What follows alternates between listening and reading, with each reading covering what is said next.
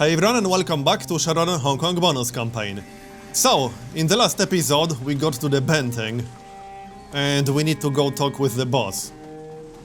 Let's go and have a chat. This has to come with strings attached. There's no way they let us here just like that. Definitely not. Well, let's find out. We'll have a chat with the boss.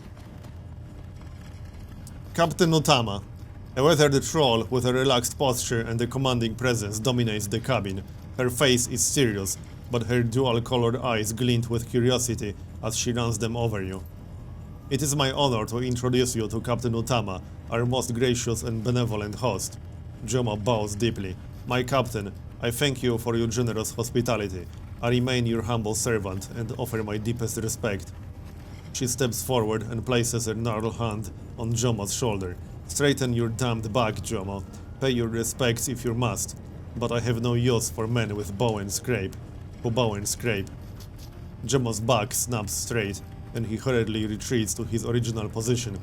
His smile remains as relaxed as ever, but you can't help but notice the bead perspiration that traces its way down his forehead. The captain shifts her gaze to you, studying your face through eyes the color of dirty ice. A smile slowly creeps across her face, twisting the scar across her lips into a second grin. As for you, Shadowrunner, you are welcome aboard the Benteng. Mind my rules, and you may stay here for as long as you wish. No offense, but you're a pirate. Why are you being so generous with us? She's a lovely ship. Does the name Benteng mean anything? We appreciate the hospitality. Let's ask why she's doing it. Because there has to be some catch. There's no way they let us here just like that. Her lips spread into a toothy smile. Money, why else? I didn't grant you asylum out of the goodness of my heart. Savor this moment, Hulk. You're looking at the end result of me calling in the very last of my favors with corporate. Oh, so she basically called in a favor. And Mitsuhama paid them. Okay, that makes sense. My hospitality is not given, Shadowrunner. It is rented. Now, before you get settled in, there is a small matter that we must discuss. I'm listening. She rests her hands on her hips. This is my ship. Your friend here has paid your passage, yes. But if you prove to be a disruptive presence on this vessel, I will not hesitate to have you tossed overboard. Unless you relish the idea of swimming with awakened sharks and active minds, you will mind your manners during your stay. Don't worry, I'll stay out of your sailor's hair. Colorful description, you've got a flair for the dramatic. I certainly hope so. You wouldn't be the first guest I've had to put over the side. All of the splashing, the screaming, is quite distracting to the men working on deck. They won't make a peep, Captain Utama, I promise. This is gonna be home for the foreseeable future, Hulk. We've got nowhere else to go, and I'm fresh out of strings to pull. We get Mitsuhama something they can use, something irrefutable, or we resign ourselves to life on the open sea. I've always wanted to be a pirate. You are no pirate, boy. You're a passenger, a lost soul with nowhere else to turn. You will keep your nose to yourself while you remain on board, and you will not fraternize with my crew. The last thing they need is a distraction. Keep your head in the game, Hulk. We've still got work to do, and we're gonna start with Lamb's PDA. Meet me at my command trailer. We're gonna crack that thing, and we're going to find some answers. Alright then. We can still talk with Utama, I guess.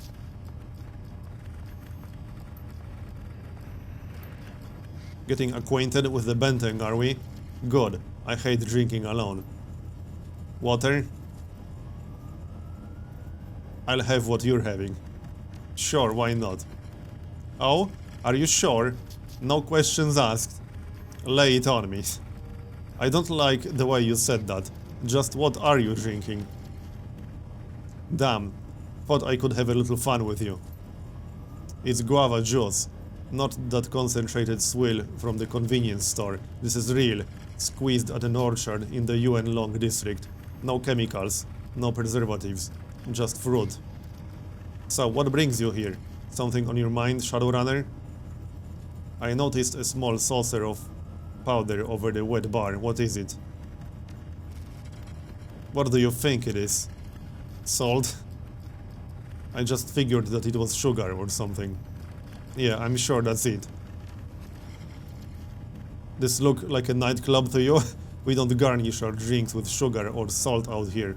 There's no better way of identifying a shitty drink than the size of the crap pile it's buried under. Look, I've spent the better part of my life on the open ocean. They say that when you first start sailing, you have to earn your sea legs, otherwise the rolling sickness will get you. I never did that, never had to. I had my sea legs from the first time I ever set foot on a boat. Didn't realize that it could catch up to you though. Seems that as I get older, my stomach rolls with the waves more and more. She points toward the powder in the saucer. It's an antiemetic, keeps me from turning green on the job. You ever find yourself in need of some? You help yourself to my stash, but don't overdo it. A little goes a long way. What's it like to be a female pirate? Got its up, got its downs. Many sailing men, captains and crews alike, view female seafarers with a critical eye. We're always at a disadvantage. The glare has even landed on me from time to time. Never mind the fact I'm one of the best damned sea captains ever to grace the ports of this sorry planet. I have to make a display of my power before I'm assumed to have it. On the other hand, and in that same vein, we're often underestimated. This can work to our advantage. I'll never demean myself to gain the upper hand, but I will use a man's idiocy against him to my own benefit. There's no shame in that. At the end of the day, I wouldn't change things. It's a good life, and I wouldn't trade it for anything. Alright, I guess that's that then. So, let's go to the command trailer, I suppose. Unless there are some more people we can talk with. Oh, that's probably just a vendor, I think. Welcome. You are new around here, I take it. The name's Andre, and I'm in the ware business. I've got a large inventory if you're interested in buying. Can we buy any melee weapons? I'm more interested in answers. You have a minute? Yes? What kind of answers? Who are you? Relax, man. I'm just new to this whole pirating thing, and I'd like to ask you about it. Probably not who you think I am. I am a Shadowrunner, interested in the Benteng's crew, that's all. Name's Hulk. I thought maybe you and I could talk about what you do here. Seems like a strange place to set up shop. Well, it is a strange place to set up shop. Sorry about that. Those who roll with pirates often have long histories of their own. I shouldn't have jumped to conclusions. I meant no offense. None taken, friend. Didn't mean to rile you up. No, it's not your fault. I've been too jumpy lately. Being on this boat, around all these people, has been stressful. It's great for business, mind you, but not for my peace of mind. I've got a few creditors after my ass, and they've made my life hell for years now. Okay? I've got nothing but time, man. If you want to talk about it, I'd be happy to listen. Alright, why not? The Joho Loa appear to be sold on the value of you Shadowrunners. They must have information that I don't. But if they trust you, then I suppose that's all I need. Well, where to begin? I was a physician back in Russia, worked in the trauma ward. It was an emotionally grueling profession. One thing led to another, and it wasn't long before I found myself hooked on BTL chips. That's where the debt comes in. A lot of debt. So much that there was no way I could pay it all back in my lifetime. Given my options, I decided that a do-over was in order, so I left my old life behind. Well, I tried to, at any rate. It seemed that no matter where I went, my creditors were always right on my trail, right on my tail, all the way up until I fled to Indonesia. There, I met the glorious Captain Utama and her sailors. The rest is history. There's no way that this bunch let you on board for free. What was the catch? You're a sharp one. Nothing comes free, eh? The price of my asylum here was 10 years of service as the Benteng's on-board cyber surgeon. At the time, I thought the deal manageable, but my continuing habit has since driven those 10 years of service up to 30. Yeah, truth is, I may die before I ever repay the captain, but let me tell you, service among the Loho Joa beats the hell out of being a debtor back in the motherland. I've got more here than I could ever have hoped for in my old life. And how are you getting along with the pirates? I've gotten used to them, and they've gotten used to me. They can be real slave drivers at times, but at their core, they're decent people. They may have laid claim for me for the rest of my natural life, but at least they wouldn't work a man to death. Well, not quickly, anyway. For better or worse, it sounds like things worked out. You're right, and for that I'm grateful. Anyway, is there something that I can get you while you're here? Let's check medical supplies, because we might need some. How much money do we have? 8,000. I think we should buy a platinum trauma kit. And a premium med kit or free? Sure. We still have a few medkits, but another one or two won't hurt. We could get yet another trauma kit. A 100% trauma kit is really nice. And it's not like I'll spend the money for anything else. So sure, we'll grab that. And... well, we can equip that later, I suppose. Yeah, we can equip that later.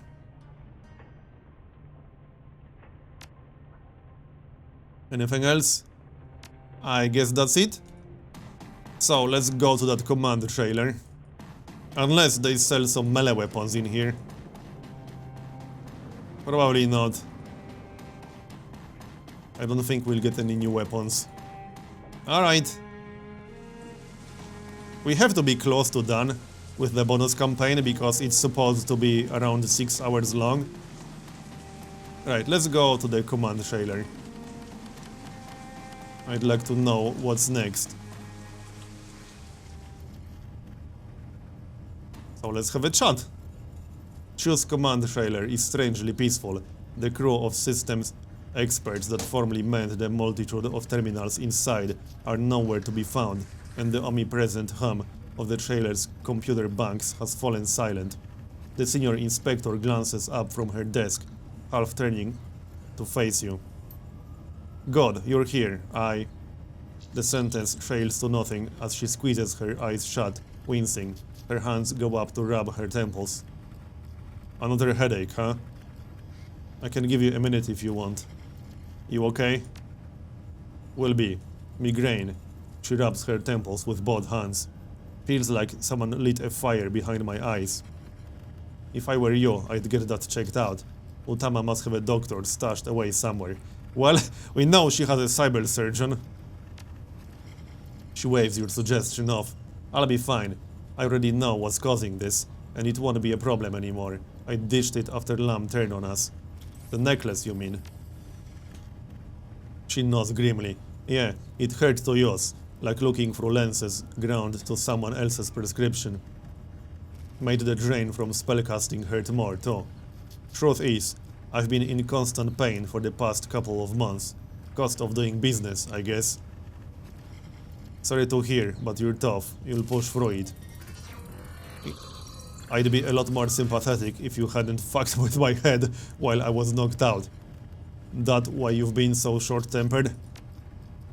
Well, some of that was just me, but the pain didn't help any. I'm still recovering from the impact of wearing that thing for months on end, and I soaked up some nasty drain breaking us out of that trap. I'm not at 100%, and I probably won't be for months. Suck it up, Trio. We've got a job to do. I don't need you at 100%. Get me into a room with Crate, and I'll handle the rest. You might have to, but let's hope it doesn't come to that. Okay, we've got a job to do, so let's do it. Recovered PDA, let's get to it then. There are a couple of other things that I want to discuss before we get into this. Well, what can we discuss? Tell me about your magic. I need to know more about your capabilities before we enter the field again. You kept secrets from Lam. I want to make sure that you aren't keeping any more from me. If I had any more surprises in store, I'd have sprung them on you already. But I don't, Hulk. I'm pissed off, I'm hurt, I'm tired, and I'm scared to death of what's coming. All that I really want to do is lie down and sleep for a month, but that isn't an option either. Alright, fair enough. Got another question. You expect me to believe that? Well, I believe that, I suppose. Any more questions? You told Lam that you suspected Ko, but not him. Why? Because he was an idealist, a damned cheerleader, truth be told. But he was always moralizing, going on about the standards that we needed to hold ourselves to. She grinds her teeth in aggravation. He used to harp on and on about transparency and accountability, about how we were supposed to serve the public first and the council second. So he was lying to you then, and you bought it. It's true. Yeah, I bought it. Obviously, I made a mistake. Okay, I'm satisfied. Show me the PDA. You fish Lam's PDA out of the evidence bag that you put it in. The device is in bad shape. Its case warped and bent, but the screen winks on at your command. The display is streaked with Lamb's dried blood. It looks like a gelatin, thin and watery. You can just make out the text underneath. Alright, so... search the inbox. We'll just go one by one. Read the first message. From Ko to Lam. Subject, package delivery. Everything is ready on our end. Now you need to hold up your end of the deal. The package has to be delivered before the wildcard leaves the evidence room, or this whole thing is going to get messy. I'm the package, I guess, making me the wildcard. How does that make you feel? Well, I'm alive and Ko is dead, so I'm feeling pretty good about it. Fair enough. If things do get messy, it's your ass, Lam. Crate wants this to go by the numbers, and that means both the package and the wildcard caught in the same trap. We can't chance the package catching a bullet before we can question her, and the firefight in the hallway could raise questions. You know your job.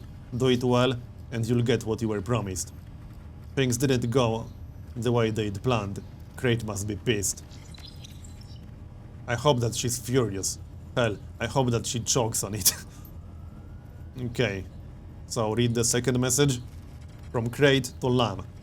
Mr. Lam, much as I appreciate your concern for the citizens of Hong Kong, it's not your place to question my tactics. The behavior of the SDO is none of your concern. The changes that you hope to see will never come about while Mitsuhama is viewed favorably by the Executive Council. Our client wants to see its reputation tarnished, and a certain amount of heavy-handedness on our part is necessary to make that happen. It's all a part of the plan, Senior Inspector. You do your job, and let me do mine. Alright, so that's where Crate and her people come into this. The massacre at the end of the Kowloon City riots, the police brutality that led to the riots in the first place. They were all intended to hurt Mitsuhama's PR. What's the end goal? Why would anyone spend this much money to tank the reputation of their own police force? The message said something about changes. It was pretty hazy on the details though. Maybe Crate's clients want to scuttle the police, turn Hong Kong into an anarchist state like Berlin. Taking out civil authority could be the first stage of a military coup. Well, I think the last one is the most likely version, I suppose. Maybe. Let's keep reading. So, return to the mailboxes, and we can search the outbox. Read the first message. From Lam to Ko. Alright, Ko. I've reconsidered your proposal, and I want in. You were right. Shio is a lost cause. She's corporate to the bone, and trying to argue with her is like talking to a brick wall. She doesn't give a damn about what the Hong Kong police force is supposed to stand for. All that matters to her is the company's bottom line. Oh, fuck you, you little weasel. At least I don't turn on my own people for a paycheck. It's funny, I used to be such an idealist, I joined the Hong Kong police force because I wanted to help people, but that isn't what this organization is about, whatever the recruiters say. Good cops don't have a place in Mitsuhama's police force.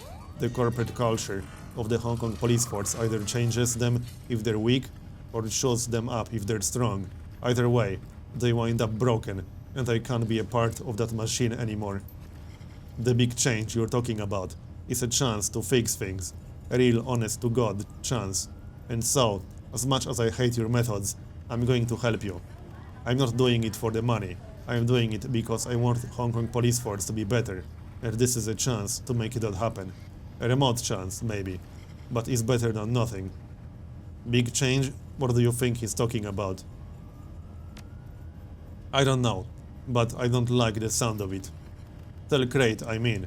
I can bring you Chio, and I can help you to dismantle this task force. But you should know that if you've been bullshitting me, if things don't change for the better, I'm coming after you. You can count on that. Tough talk. Think he could have backed it up? Lamb? Not in a million years. The fool would have gotten himself killed one way or another. Still, we learned something here. Lamb was convinced that Crate and her people were working towards some kind of shake-up in the Hong Kong police force. A big change. Well, what kind of change do you think they're talking about? Not sure yet. I don't want to speculate until we've pulled everything out of this PDA. Okay, second message. Irene. From Lamb to Tongue. Irene, I know that you have every reason to hate the police, but hear me out. What happened to your family was wrong. I'm gonna do everything I can to make it right. I can't bring your husband back, but I can help to make sure that the constables who killed him pay for their crime. Big changes are coming, I promise. Between then and now, please allow me to cover your mortgage payments. I've recently come into a large sum of money, and I want you to have it. Consider it a show of good faith, until I can bring you the justice that you deserve. I don't know anything about this. Must have been related to some old case of Lamb's, from before he got assigned to the task force. Or maybe it was a personal thing, a friend of his, or a romantic interest. It was someone he cared about, that much is clear. Feels like a motive to me. This woman's husband died, Lamb felt guilty, and he signed on with Crate to try and make amends. Possibly. Yeah, maybe. Grouping up with the people responsible for the Kowloon massacre? Out of guilt though? What kind of ass backward thinking is that? Maybe he felt that the ends justified the means. This whole thing raises more questions than it answers. Let's keep going. There has to be more in here for us to find. Okay, third message.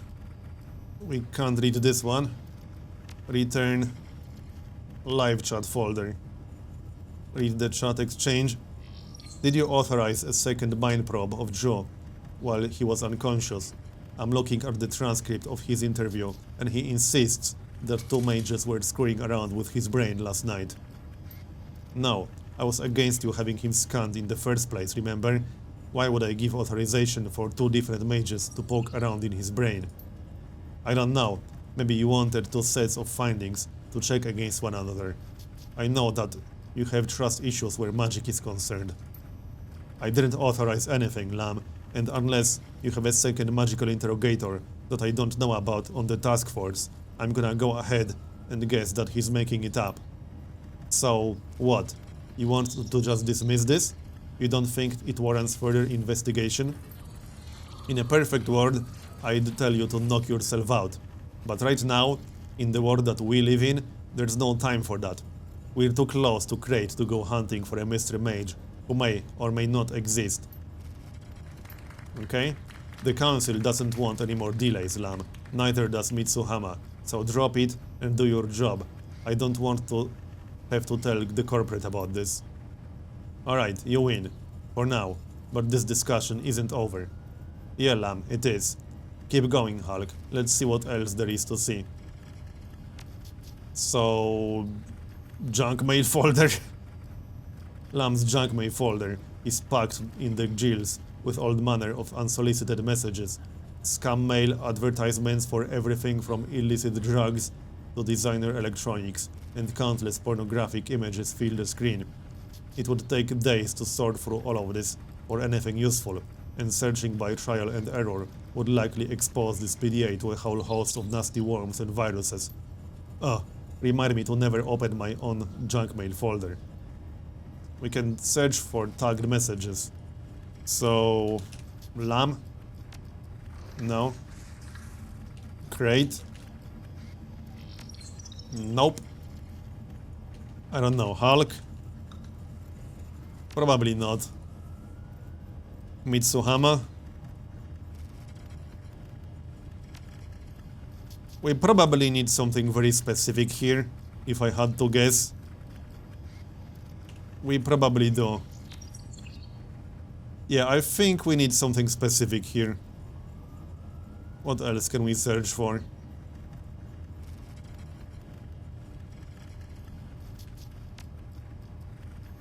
Oh, we found the file. Good catch, Hulk. From Ko to Lam, keep your mouth shut. Don't make me regret the fact that I brought you onto this team. Quit haranguing Crate with your high-minded bullshit. She's a busy woman, and she doesn't want to hear it. Crate is a businesswoman. She isn't in this to change things. She just wants to get paid. If you keep harping about what the people need, you're gonna piss her off, and then we'll both land on her shit list. I get that you have ideals. I respect them. But repeat this to yourself until it sinks in. The people aren't paying us. Ares is. We do what they say, and sometimes this means hurting people. Suck up and deal with it. Shit. If this is true, we've got problems. Ares Macro Technology is even bigger than Mitsuhama is, and Ares Asia Holdings has a major presence on the Executive Council. Remember, Lam, ultimately, everything we're doing is for the greater good. Just wait until you see what's happening in Taipo with your own eyes. The change that you're looking for is coming, and as long as everything goes according to plan, it will be here before you know it. Play it cool, and everything will be just fine. Obviously, whoever we were up against was going to have access to money and resources. I expected that. But Ares? Well, that's damn near a worst-case scenario for us. Keep reading if you want. I have to think about this for a minute. Well, we still got the trash bin. And there's a file in there. Mr. Code tells me that you've accepted our offer. Welcome aboard. Once you've delivered Shio, report to me, and we'll have you relocated to the Taipo facility. You'll be safe there. We have the location under 24-hour guard, for obvious reasons. From there on out, all that you need to do is keep your head down and count your money. You keep up your end, and you're soon to be a very wealthy and influential man.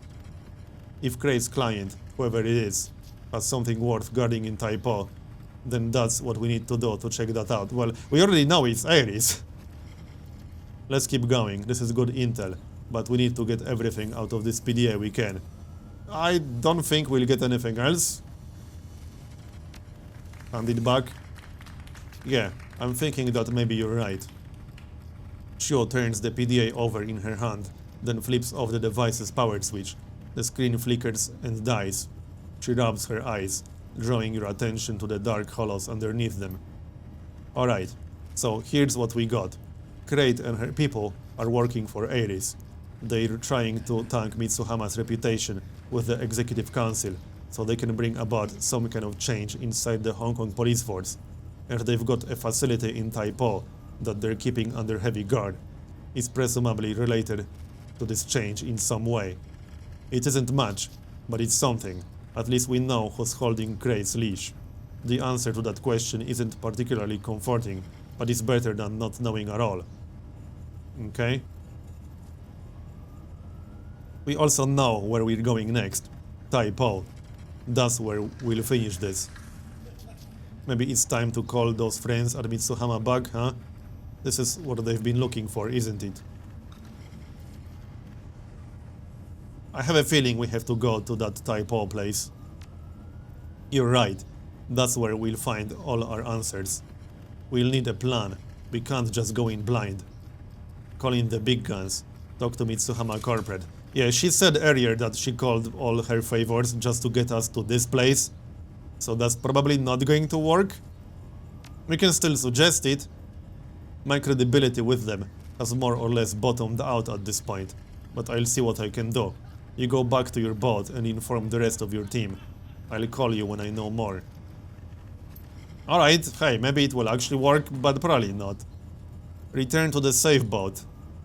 Well then, let's return to the safe boat. We can talk with the sergeant. So, here you are.